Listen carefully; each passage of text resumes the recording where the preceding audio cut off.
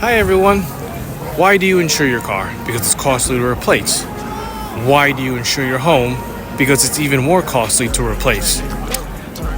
The same is true of your income, but on a larger scale and with much more higher stakes. The power of life insurance is that you protect your income, one of the most valuable financial assets you have. Because if you pass away and your family doesn't just lose you, they'll also lose the protection of your income that it provided. Unless that is, you have life insurance. It can give you the stability they need to help maintain financial security while they plan for the future. So I ask, is your income covered? You can learn more from the best-selling book, How Money Works, which is now in Spanish for homeowners and for women. DM me, get any of these books for free, or go to my website, howmoneyworks.com/RaymondMagat, where you can learn more about the book, the author, how to connect with me, and so much more.